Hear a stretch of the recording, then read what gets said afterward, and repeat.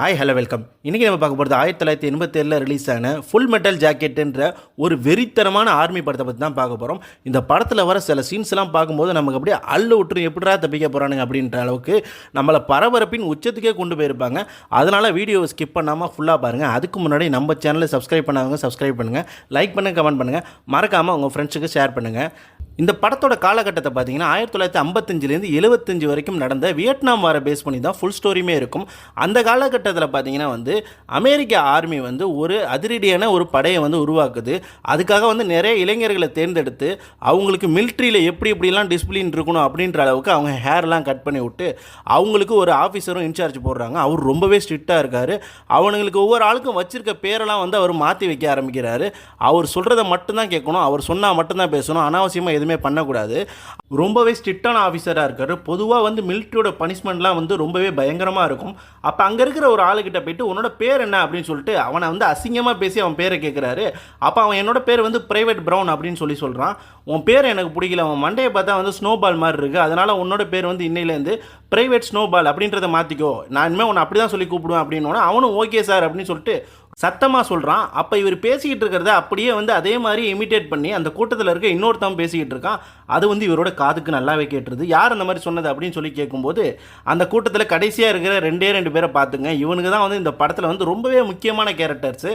அப்போ அந்த 2 பேர்கிட்ட ஒருத்தன்ட்ட போயிட்டு நீ தான் அந்த மாதிரி சொன்னியா அப்படின்னு சொல்லி கேட்கும்போது நான் இல்லை சார் அப்படின்னு சொல்லிட்டு அவன் சத்தமாக கத்துறான். அப்போ பக்கத்தில் உள்ளவன் நான் தான் சொன்னேன் அப்படின்னு சொல்லிட்டு கை தூக்குறான். நான் சொல்கிறதெல்லாம் கேட்டால் உனக்கு என்ன காமெடியாக இருக்குது அப்படின்னு சொல்லிட்டு வயிற்றுலேயே ஓங்கி ஒரு குத்துறாரு. வயிற்று பிடிச்சிட்டு கீழே உட்காந்துடுறான். இனிமேல் நான் சொல்லும் போது தான் நீ பேசணும், நான் சொல்லும் போது தான் சிரிக்கணும், நான் சொல்லும் போது தான் அழணும், என்னோட அனுமதி இல்லாமல் நீ எதுவுமே பண்ணக்கூடாது, எந்திரா அப்படின்னு சொல்கிறாரு. அவனை எந்திரிக்கிறான். இங்கே எதுக்காக வந்த அப்படின்னு சொல்லி கேட்குறாரு. நான் இங்கே எதிரிங்கெல்லாம் கொல்றதுக்காக வந்தேன் அப்படின்னு சொல்லிட்டு அவன் சொல்கிறான். அப்போ எதிரிங்களை கொல்ற மூஞ்சி இப்படி தான் இருக்குமா? முதல்ல எதிரிங்களை கொல்லும் போது உன் மூஞ்சி எப்படி கோவமாக இருக்கும், அந்த மாதிரியான உன்னோட போர் முகத்தை காமி அப்படின்னு சொல்லிட்டு அவனை போட்டு டார்ச்சர் பண்ணுறாரு. அவனு மூஞ்ச கொடூரமாக வச்சுட்டு அப்படியே கத்த ஆரம்பிக்கிறான். இன்னிலேருந்து உன் பேர் பிரைவேட் ஜோக்கர் அப்படின்னு சொல்லிட்டு பக்கத்தில் உள்ள ஆள்கிட்ட போகிறாரு. அவங்ககிட்ட போனோன்னே உன் ஹைட் என்ன அப்படின்னு சொல்லி கேட்கும்போது என் ஹைட் 5.9 அப்படின்னு சொல்லிட்டு அவன் சத்தமாக சொல்கிறான். உன்னை பார்த்தா அவ்வளோ ஹைட்டு மாதிரி தெரியல, நீ ஏமாற்றி தானே மிலிட்ரியில் சேர்ந்த அப்படின்னு சொல்லிட்டு அவனை கேட்குறாரு. அவன் இல்லை அப்படின்னு சொல்லிட்டு சத்தமாக கத்துறான். நீ எங்கேயிருந்து அப்படின்னு சொல்லி திரும்பவும் கேட்குறாரு. நான் டெக்ஸாஸ்லேருந்து வந்தேன் அப்படின்னு சொல்கிறான்.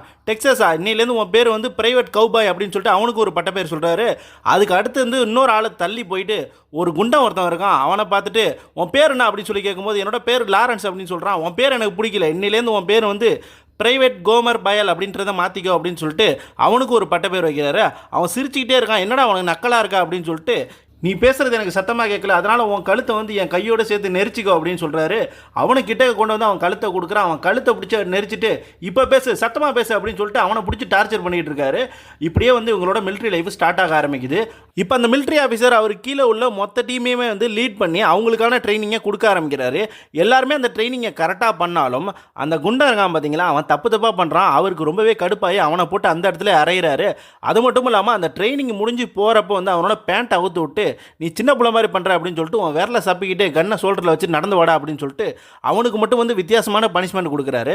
இப்போ ஒவ்வொரு ஆளுக்கும் பார்த்தீங்கன்னா ஒவ்வொரு கன்று கொடுத்துருப்பாங்க. அந்த கன்னை நீங்கள் பத்திரமா பார்த்துக்கணும், இதுதான் இனிமேல் உங்களோட லைஃப், உங்களோட ஃப்ரெண்டு எல்லாமே இதுதான் அப்படின்றத சொல்லி உங்கள் பக்கத்தில் படுக்க வச்சுட்டு உறுதிமொழி எடுங்கடா அப்படின்னு சொல்லிட்டு எல்லாருமே திரும்ப இன்ஸ்ட்ரக்ஷன் கொடுக்குறாரு. அவனுங்களும் உறுதிமொழி எடுக்க ஆரம்பிக்கிறாங்க. அதுக்கப்புறம் அவனுங்களை பார்த்துட்டு குட் நைட் லேடிஸ் அப்படின்னு சொல்லிட்டு அவரும் லைட் ஆஃப் பண்ணிட்டு போயிடுறாரு. இதே போல் ஒவ்வொரு நாளும் அவங்களோட ட்ரைனிங் தொடர்ந்து கண்டினியூ ஆகிட்டே இருக்குது. அந்த குண்டை மட்டும் சரியாகவே பண்ண மாட்டான். அந்த ஆஃபீஸருக்கு ரொம்பவே டென்ஷனாக இருக்குது. அப்படியே போக போக அவங்களோட ட்ரைனிங்கோட லெவலும் ரொம்பவே கஷ்டமாகிட்டே போயிட்டே இருக்குது. அவங்கள ரோப் ஏற சொல்கிறாரு. அது மட்டும் இல்லாமல் நிறைய ஆப்ஸ்டக்கல்ஸ் இருக்குது, அதெல்லாம் தாண்டி போக சொல்கிறாரு. எல்லாருமே கரெக்டாக பண்ணுறாங்க. ஆனால் குண்டனுக்கு மட்டும் இன்னும் சரியாக எதுவுமே பண்ணவே வரல. அவனை போட்டு பாடாப்படுத்தி டார்ச்சர் பண்ணிக்கிட்டு இருக்காரு. அந்த டீமில் இருக்கிற எல்லாருமே கரெக்டாக அவங்களோட பயிற்சிகளை செஞ்சுக்கிட்டு இருந்தாலும் ஆனால் குண்டனுக்கு எதுவுமே பண்ண வரல. அவனோட உடம்பு எதுக்குமே ஒத்து வரல. அவன் எல்லாத்தையுமே தப்பாக பண்ணுறான். அவனால் சில டாஸ்க்கெல்லாம் சுத்தமாக முடிக்க முடியாமல் போயிடுது. இவரும் அவனை விடாமல் பின்னாடியே நின்றுக்கிட்டு அவனை டார்ச்சர் பண்ணிக்கிட்டே இருக்காரு. அவனால் எந்த டாஸ்க்குமே கரெக்டாக பண்ணவே முடியல. முடிஞ்ச அளவுக்கு பார்த்தீங்கன்னா பிரைவேட் ஜோக்கர் அவனுக்கு ஹெல்ப் பண்ண பார்க்குறான். இருந்தாலும் அவன் உடம்பு எதுக்குமே ஒத்து வர மாட்டேங்குது. அடுத்து ஒரு நாள் காலம்பரை அந்த ட்ரைனிங் ஆஃபீஸர் அவங்க படுத்திருக்க ரூம்குள்ளே நுழைஞ்சிட்டு எல்லாருமே சீக்கிரமாக இருந்திருக்கீங்க, ட்ரைனிங்க்கு ரெடி ஆகுங்க அப்படின்னு சொல்லிட்டே இருக்காரு. அப்போ ஜோக்கர் கிட்ட வந்துக்கிட்டு இப்போ வந்து யார் வந்து ஸ்குவாட் லீடராக இருக்கிறா அப்படின்னு சொல்லி கேட்கும்போது பிரைவேட் ஸ்னோபால் தான் வந்து ஸ்குவாட் லீடராக இருக்காரு அப்படின்னு சொல்லிட்டு ஜோக்கர் சொல்கிறான். இன்னிலேருந்து நீ தான் ஸ்குவாட் லீடரு, இந்த குண்டனுக்கு வந்து மொத்தமாக வந்து எல்லாத்தையும் நீ தான் சொல்லிக் கொடுக்கணும் அப்படின்னு சொல்லிட்டு குண்டனை வந்து நம்ம பிரைவேட் ஜோக்கர்கிட்ட வந்து ஒப்படைச்சிடுறாரு. இப்போ வந்து பிரைவேட் ஜோக்கரும் வந்து அவனுக்கு தெரிஞ்சது எல்லாத்தையுமே வந்து சொல்லிக் கொடுக்குறான். எப்படி வந்து கன்னை ஹேண்டில் பண்ணணும், எப்படி வந்து ஒரு பெரிய பலகையை தாண்டி போகணும், எப்படி வந்து அந்த பிளாங்கெட்லாம் மடிச்சு வைக்கணும் அப்படின்றது எல்லாத்தையுமே ஒன்று ஒன்றா சொல்லி கொடுத்துக்கிட்டே இருக்கான். இப்போ குண்டனோட ஆக்டிவிட்டீஸில் கொஞ்சம் வந்து முன்னேற்றம் தெரியுது. அவன் எல்லாத்தையும் வந்து சரியாக பண்ண ஆரம்பிக்கிறான். இப்படியே அந்த ஸ்குவாடோட ட்ரைனிங் வந்து கண்டினியூ ஆகி போயிட்டு இருக்கு. அப்படி தான் ஒரு நாள் வந்து அந்த ஆஃபீஸர் அவங்களோட நகம்லாம் வந்து சரியாக வெட்டியிருக்காங்களா, க்ளீனாக இருக்காங்களா அப்படின்றத செக் பண்ணுறதுக்காக அவங்களோட ரூம்குள்ளே வராரு. அவங்க எல்லாருமே பார்த்தீங்கன்னா வந்து அவங்களோட பெட்டி மேலே ஏறி நிற்கிறாங்க. ஒவ்வொரு ஆளையும் செக் பண்ணிக்கிட்டே வந்துகிட்டு இருக்காரு. அப்போ பார்த்தீங்கன்னா கரெக்டாக குண்டங்கிட்ட வரும்போது அவனோட பெட்டியோட பூட்டு மட்டும் திறந்திருக்கு. இது எப்படி திறந்திருக்கு அப்படின்னு சொல்லிட்டு அவர் சத்தமாக கேட்குறாரு. எனக்கு தெரியாது அப்படின்னு சொல்லிட்டு இவனும் சொல்கிறான். அது எப்பறம் உனக்கு தெரியாமல் உன் பெட்டி யார் திறந்திருப்பா அப்படின்ட்டு அவனை கீழே இறங்க சொல்லிட்டு அந்த பெட்டியில் உள்ள பொருள்லாம் கொட்டிட்டு அதுக்குள்ளே பார்த்தா ஒரு டோனட்டை வந்து இவன் மறைச்சி வச்சிருக்கான் சாப்பிட்றதுக்காக. அதை பார்த்தோன்னா இவருக்கு ரொம்பவே கடுப்பாயிடுது. இது எங்கேருந்து எடுத்த அப்படின்னு சொல்லி கேட்கும்போது நான் வந்து மெஸ்கால்லேருந்து இதை எடுத்தேன் அப்படின்னு சொல்லி அவன் சொல்கிறான்.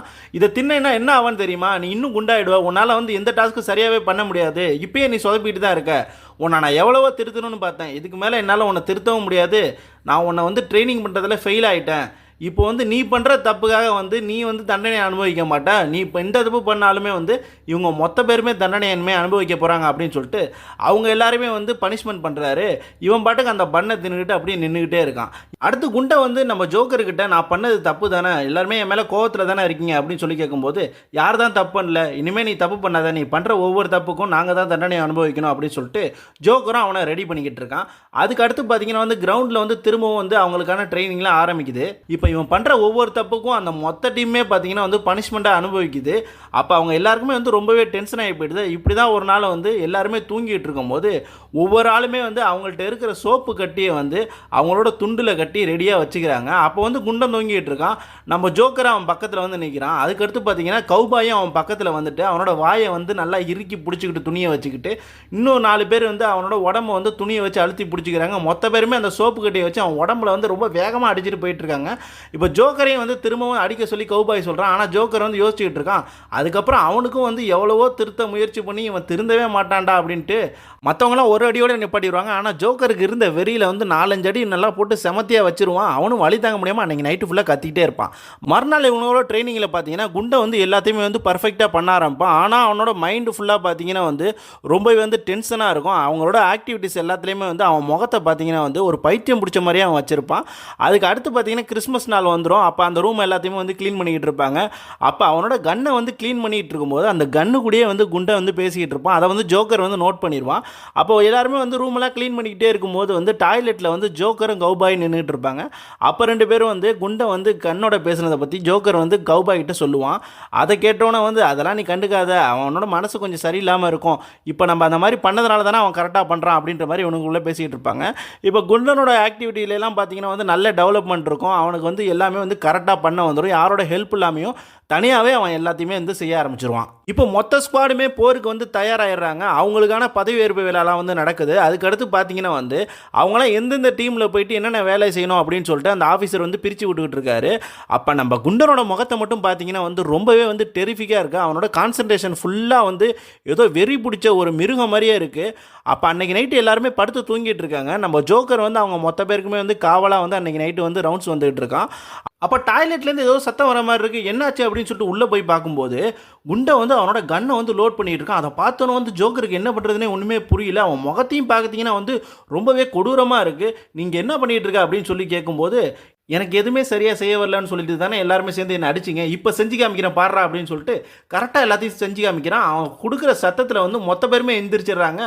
சத்தம் கேட்டு ட்ரைனிங் ஆஃபீஸரும் வந்து கரெக்டாக அந்த டாய்லெட்டுக்குள்ளே போயிடுறாரு. இங்கே என்னடா பண்ணிட்டு இருக்கீங்க, எதுக்கு நைட் நேரத்தில் சத்தம் போட்டுக்கிட்டு இருக்கீங்க, நீ இதெல்லாம் கேட்க மாட்டே அப்படின்னு சொல்லிட்டு ஜோக்கர்கிட்ட கேட்கும்போது அவன் கையில் இருக்கிற கன்று வந்து ஃபுல்லாக லோட் ஆயிருக்கு. அவன் கன்னையும் வந்து என்கிட்ட கொடுக்க மாட்டான், என்ன பண்ணுறதுன்னு தெரியல சார் அப்படின்னு சொல்லி சொல்கிறான்.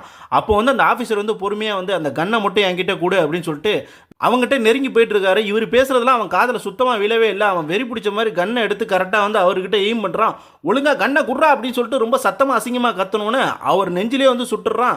சுட்டது மட்டும் இல்லாமல் கரெக்டாக ஜோக்கரையும் சுடலாம் அப்படின்னு சொல்லிட்டு எய்ம் வைக்கிறான். ஜோக்கர் அப்படியே அல்லு இல்லாமல் அப்படியே நின்றுக்கிட்டு இருக்கான். அதுக்கடுத்து பார்த்தீங்கன்னா அங்கே இருக்கிற ஒரு டாய்லெட்டோட சிங்கில் உட்காந்துக்கிட்டு அவனோட வாயிலே வச்சுட்டு அவனையும் சுட்டுட்டு தற்கொலை பண்ணி செத்து போயிடுறான். இப்போ ஆர்மி கேம்பில் ட்ரைனிங் ஆன எல்லா சோல்ஜர்ஸும் வியட்நாம் வார் நடக்கிற இடத்துல இருக்காங்க. நம்ம ஜோக்கர் பார்த்தீங்கன்னா அவன் கூட ஒரு கேமராமேனை வச்சுட்டு அவனோட ஜேர்னலிசம் வேலையை பார்த்துக்கிட்டு இருக்கான். அப்போ அங்கே ஒரு விபச்சாரம் பண்ணுற ஒரு லேடி ஒருத்தவங்க வராங்க. அவங்கக்கிட்ட வந்து காசுக்காக டீல் பேசிக்கிட்டு இருக்கான். அவன் பக்கத்தில் பார்த்தீங்கன்னா ஒரு கேமராமேன் ஒருத்தன் இருக்கான். அவன் வந்து என்ன ஃபோட்டோ விட அப்படின்னு சொல்லிட்டு ஜோக்கர் அந்த பொண்ணோட கட்டி பிடிச்சி நிற்கும் போது அவங்களோட கேமராவை பின்னாடியிலேருந்து வந்து 2 திருட்டு பயலுங்க திருடிட்டு வேகமாக ஓடிடுறானுங்க.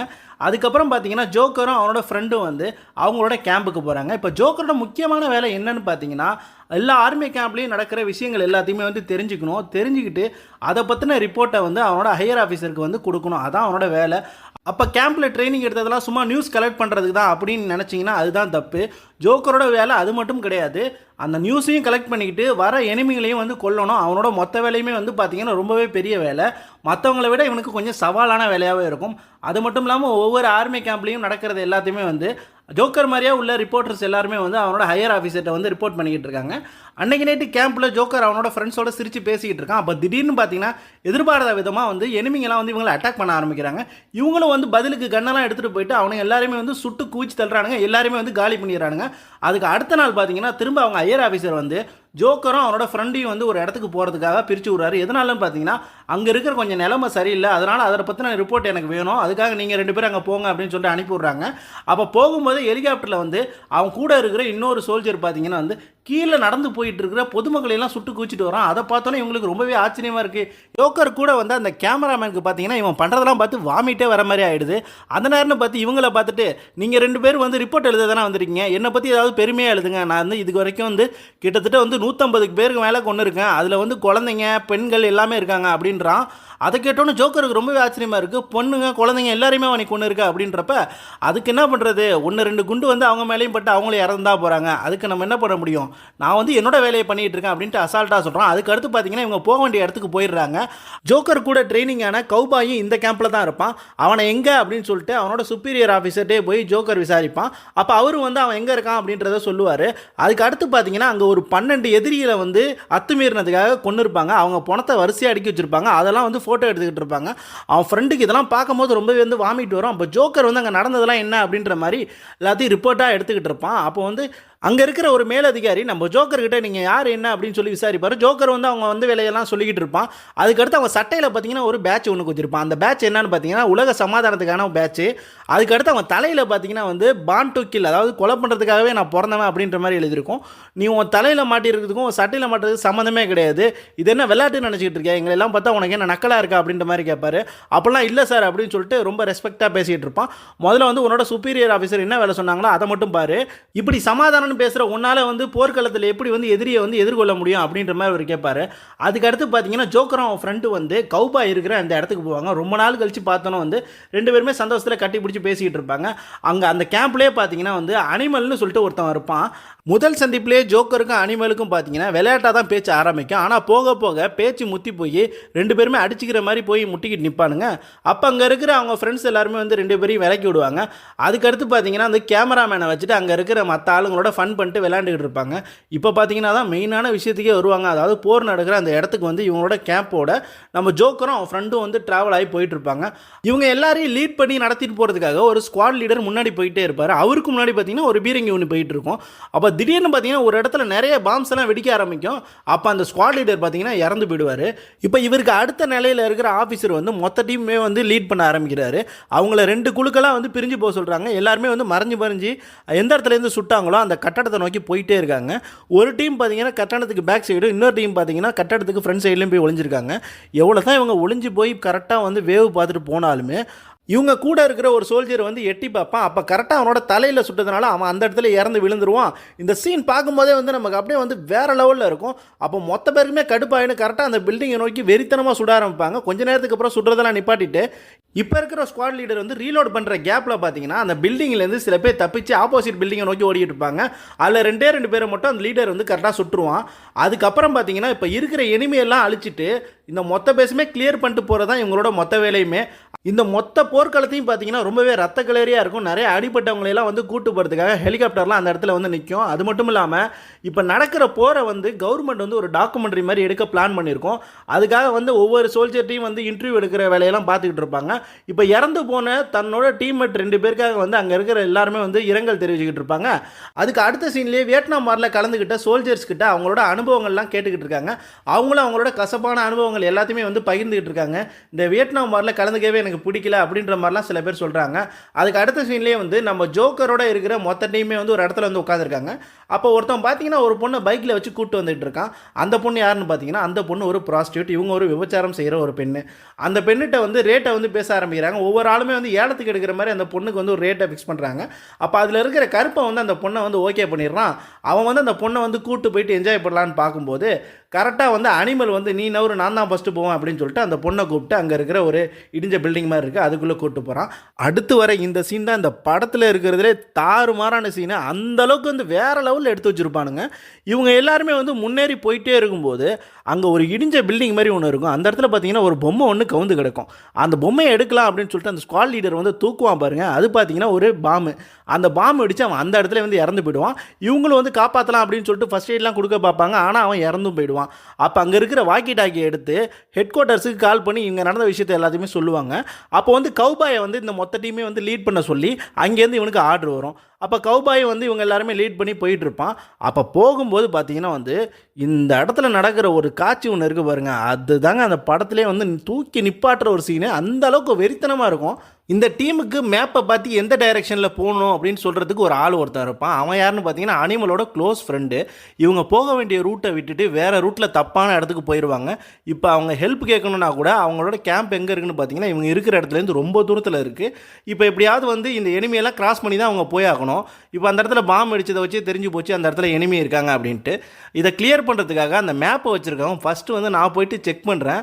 அதுக்கப்புறம் வந்து என்னை ஃபாலோ பண்ணிட்டு நீங்கள் வாங்க, நம்ம இதை கிராஸ் பண்ணி தான் போயாகணும் அப்படின்னு சொல்லிட்டு அவன் போகிறான். அங்கே போயிட்டு இங்கே எல்லாமே ஓகே கிளியர் அப்படின்னு சொல்லிட்டு அவன் கையை தூக்கி காம்பான் பாருங்க. அப்போ அவன் நிற்கிற இடத்துலேருந்து லெஃப்ட் சைடில் பார்த்தீங்கன்னா ஒரு பில்டிங் இருக்கும். அதுலேருந்து ஒரு ஸ்னைப்பர் வந்து கரெக்டாக அவனோட தொடையிலே ஒரு புல்லட்டாக இருக்கும். அவன் அந்த இடத்துல சுருண்டு விழுவான். இப்போ அவனை காப்பாற்றுறதுக்காக கண்மூடித்தனமாக மொத்த ஸ்குவாடுமே தப்பான டைரக்ஷனில் சுட்டு தள்ளிக்கிட்டு இருப்பானுங்க. அப்போ கொஞ்ச நேரத்துலேயே பார்த்தீங்கன்னா கௌபாய் எல்லாரும் சுடுறது நிப்பாட்டுங்க அப்படின்னோடனே அந்த நேரம்னு பார்த்து ஹெட் குவார்ட்டர்ஸ்லேருந்து அவனுக்கு ஒரு வாக்கி டாக்கியில் கால் வரும். அதை எடுத்து பேசுறதுக்கு அப்போ தான் தெரியும் என்ன ஸ்டேட்டஸ் அப்படின்னு சொல்லிட்டு அவங்க விசாரிப்பாங்க. அப்போ கௌபாய் இங்கே நடந்தது எல்லாத்தையும் சொல்லுவான். இங்கே நிறைய பேர் ஸ்னைப்பர் இருக்காங்க போல இருக்குது, எங்களுக்கு ஒரு பீரங்கி சப்போர்ட் வேணும், அது இருந்தால் தான் எங்களால் மேற்கொண்டு முன்னேறி போக முடியும் அப்படின்னு சொன்னோன்னா நாங்கள் கொஞ்ச நேரத்துலேயே அனுப்பி வைக்கிறோம் அப்படின்ட்டு அவனுக்கு ரிப்ளையும் வரும். அதுக்குள்ளே வந்து கௌபாய் வந்து அங்கே இருக்கிற எல்லாத்தையும் சொல்லிக்கிட்டு இருப்பான். ஆனால் அங்கே தரையில் கிடக்கிறோன்னே வந்து அந்த ஸ்னைப்பர் வந்து சுட்டு தள்ளிக்கிட்டு இருப்பாங்க. எதுக்காகன்னு பார்த்தீங்கன்னா இப்போ அவனை காப்பாற்றுறதுக்காக அடுத்த ஆள் வருவாங்க. அப்போ அடுத்து அவங்கள சுடலாம், அதுதான் அவங்களோட பிளானு. ஆனால் வந்து கௌபாயை வந்து எவ்வளோ வந்து அமைதிப்படுத்த பார்ப்பான். ஆனால் அனிமலை வந்து அதை கேட்கவே மாட்டான். தொடர்ந்து தப்பான டைரக்ஷன்லேயே சுட்டு தள்ளிக்கிட்டு இருப்பான். அனிமலுக்கும் கௌபாய்க்கு சண்டே வந்துடும். நான் சொல்கிற ஆடுற மாரி நீ சுட்டுக்கிட்டு இருக்கியா, நிப்பாட்டுறா அப்படின்னு முடியாது அப்படின்னு சொல்லிட்டு இவனை சுட்டுக்கிட்டே இருப்பான். அப்போ இவனை காப்பாற்றுறதுக்காக என்ன பண்ணலாம் அப்படின்னு சொல்லிட்டு அவங்க யோசிப்பாங்க. அப்போ கௌபாய் வந்து என்ன சொல்லுவான்னு பார்த்தீங்கன்னா எல்லாருமே நம்ம சுடுவோம், அந்த நேரத்தில் வந்து பார்த்தீங்கன்னா கரெக்டாக வந்து அவனை நீ ரெஸ்கியூ பண்ணி இழுத்துட்டு வந்துரு அப்படின்னு சொல்லிட்டு ஒரு ஆளை அனுப்பிவிடுவாங்க.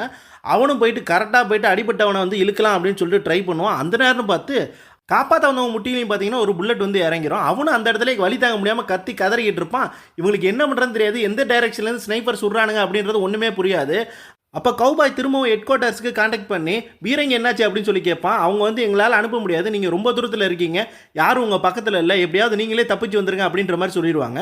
இப்போ கௌபாய் அவங்கள்ட்ட பேசிகிட்டே இருக்கும்போது நம்ம அனிமலுக்கு வந்து ரொம்பவே டென்ஷன் ஆகிடும். நீங்கள் சொல்கிறதெல்லாம் சரி வராது, அவங்க 2 பேரும் இறந்து போயிடுவாங்க, நான் போய் காப்பாற்ற போகிறேன் அப்படின்னு சொல்லிட்டு அவன் சொல்லுவான். அதுக்கு கௌபாயோ வந்து அவங்க 2 பேருமே இறந்துருவாங்க, இன்னும் கொஞ்சம் நேரத்தில் நீ காப்பாற்றவே முடியாது, ஒழுங்காக நான் சொல்கிறத கேளு, நம்ம வேறு வழியில் போகலாம் அப்படின்னு சொல்லும்போது நீ சொல்கிறதெல்லாம் என்னால் கேட்க முடியாது, நான் காப்பாற்ற போகிறேன் அப்படின்னு சொல்லிட்டு அனிமலும் கண்ணை எடுத்துகிட்டு வேகமாக சுட்டுக்கிட்டே ஓடிக்கிட்டு இருப்பான். இவனுக்கு சப்போர்ட்டாக மொத்த டீமாக பின்னாடி இருந்து சுட்டுக்கிட்டு இருப்பாங்க.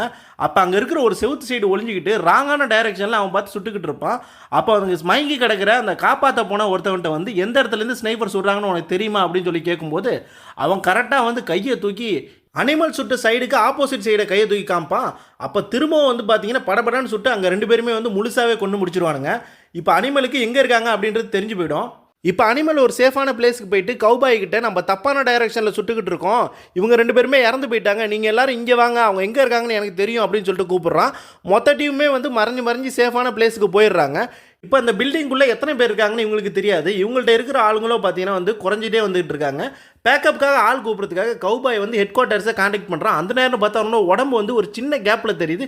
கரெக்டாக ஒரு புல்லட் வந்து அவன் நெஞ்சை தொலைச்சிட்டு வந்து விழுது. அவனும் அந்த இடத்துல ரத்தம் கக்க கீழே விழுவுறான். அவனை தூக்கிட்டு போயிட்டு காப்பாற்றலாம் அப்படின்னு சொல்லிட்டு எவ்வளோ ஃபர்ஸ்ட் எய்ட் பண்ண பார்க்குறாங்க. ஆனால் வந்து சிகிச்சை பலன் இல்லாமல் அவன் அந்த இடத்துல இறந்து போயிடுறான். இப்போ இவன் செத்ததுக்கு வந்து பதிலடி கொடுக்கணும் அப்படின்னு சொல்லிட்டு எல்லாருமே ஒரு சூப்பரான ஒரு பிளான் போடுறானுங்க. ஜோக்கரும் அனிமலும் ஒரு சேஃபான பிளேஸுக்கு போயிட்டு அவங்கள்ட்ட இருக்கிற ஸ்மோக் பாம்பை எடுத்து கரெக்டான இடத்துல போடுறாங்க. அதுவும் புகைய ஆரம்பிக்குது. அந்த நேரம்னு பார்த்தா அந்த கேப்லேயே பார்த்தீங்கன்னா மொத்த பேருமே அந்த பில்டிங்க்கு கீழே போயிடுறாங்க. இப்போ மேல் பேஸில் தான் பார்த்தீங்கன்னா வந்து எனிமி இருந்து இவங்கள சுட்டுக்கிட்டு இருக்கான். இப்போ அவனை வந்து நெருக்கிறதுக்காக மறைஞ்சு எல்லாருமே போக ஆரம்பிக்கிறாங்க. அப்போ ஜோக்கர் பார்த்தீங்கன்னா வந்து கரெக்டாக ஒரு செவுத்துக்கிட்ட ஒளிஞ்சு நின்றுக்கிட்டு அவன் எய்ம் பண்ணி பார்க்குறான். இந்த இடத்துல சரியான ட்விஸ்ட் இருக்குது. இவங்க எல்லாரையுமே வந்து மிரள வச்சது பார்த்தீங்கன்னா ஒரு சின்ன பொண்ணு, ஒரே ஒரு பொண்ணு, அவள்கிட்ட இருக்கிறது பார்த்தீங்கன்னா வந்து ஸ்னைப்பர் கூட கிடையாது. ஒரு சாதாரணமான ஒரு AK-47 கன்னை வச்சுட்டு இவங்க மொத்த பேருமே வந்து மிரள விட்டுருப்பா. அவளை சுடலான்னு பார்க்கும்போது இவனோட கன்று வந்து ப்ராப்பராக வந்து வேலை செய்ய மாட்டேங்குது. அப்போ அந்த சவுண்டை கேட்டோன்னே இவன் இருக்கிற சைடை பார்த்து அவள் சுட ஆரம்பிக்கிறான். நம்ம ஜோக்கரும் அங்கே இருக்கிற ஒரு சின்ன செவருக்கிட்ட ஒளிஞ்சிக்கிட்டு அவனோட உயிரை கையில் பிடிச்சி நின்றுட்டு இருக்கான். அந்த நேரம் பார்த்து அவனோட டீமில் இருந்த அவனோட ஃப்ரெண்டு ஃபோட்டோகிராஃபர் கரெக்டாக வந்து அவளை சுட்டு கீழே தள்ளுறான். இப்போ இந்த மொத்த பிளேஸ்லையுமே பார்த்தீங்கன்னா இந்த ஒரே ஒரு பொண்ணு மட்டும் தான் நின்றுக்கிட்டு மிலிட்ரியை வந்து கிராஸ் பண்ண விடாமல் தடுத்துக்கிட்டு இருந்திருப்பா. இப்போ அவளையும் சுட்டு தள்ளிட்டானுங்க. மொத்த டீமே வந்து மேலே வந்து நிற்கிறாங்க. அவ்வளோ வந்து சாகாமல் உயிருக்கு இழுத்துட்டு கிடக்கிறா. இதை பார்த்தோன்னா ஜோக்கர் மனசே சரியில்லை. எதனாலன்னு பார்த்தீங்கன்னா சின்ன பொண்ணுங்களாம் வந்து இவங்க தீவிரவாதியாக மாற்றி ஆர்மிக்கு எதிராக சண்டை போட விட்டுருப்பாங்க. அதை பார்த்தோன்னா ஜோக்கர் மனசு வந்து அப்படியே பதச்சு அப்படியே நின்றுக்கிட்டு இருப்பான். அவ்வளோ சாகுற நேரத்துலையும் பார்த்தீங்கன்னா வந்து ப்ரே பண்ணிக்கிட்டு இருப்பான். அது மட்டும் இல்லாமல் இவளை இப்படியே நம்ம விட்டுட்டு போயிடக்கூடாது, இவளை சுட்டு நம்ம முழுசாக கொண்டுவோம் அப்படின்னு சொல்லிட்டு ஜோக்கர் சொல்லுவான். ஆனால் அனிமலும் அதுக்கு வந்து இவன் வந்து வலினா என்னன்னு தெரியட்டும், இவன் துடிச்சு சாகட்டும் அப்படின்ற மாதிரி அவன் பேசிக்கிட்டு இருப்பான். அதெல்லாம் தப்பு அப்படின்னு சொல்லிட்டு ஜோக்கர் அவனோட மனசை கல்லாக்கிட்டு அவன் கையில் இருக்கிற கன் எடுத்து அந்த சின்ன பொண்ணை அந்த இடத்துலேயே சுட்டு கொண்டுடுவான். இப்போ இதுக்கப்புறம் பார்த்தீங்கன்னா வந்து இந்த வியட்நாம் வார் வந்து கிட்டத்தட்ட 20 வருஷம் தொடர்ச்சியாக நடந்துச்சு. அதனால் வந்து மொத்த சோல்ஜர்ஸுமே அவங்களோட அடுத்த தேடுதல் வேட்டையை நோக்கி போயிட்டு இருப்பாங்க. இதோட இந்த படமும் முடிகிற மாதிரி காமிச்சிருப்பாங்க. இந்த படம் பார்க்கும்போது நம்ம மனசுக்குள்ளே வந்து ஒரு சின்ன நெருடலை உண்டாக்கிறோம். ஏன்னா அந்த அளவுக்கு நிறைய சீன்ஸ் இந்த படத்தில் இருக்குது. இதை வந்து நம்ம வார்த்தைகளால் வர்ணிக்க முடியாது. அதனால் இந்த படத்தை வந்து கண்டிப்பாக ஒரு தடவை பாருங்கள், உங்களுக்கு ரொம்பவே பிடிக்கும். இந்த கதை உங்களுக்கு பிடிச்சிருந்துச்சுன்னா உங்கள் ஃப்ரெண்ட்ஸுக்கு ஷேர் பண்ணுங்கள், லைக் பண்ணுங்கள், கமெண்ட் பண்ணுங்கள். மறக்காமல் நம்ம சேனலை சப்ஸ்கிரைப் பண்ணுங்கள். தேங்க்யூ.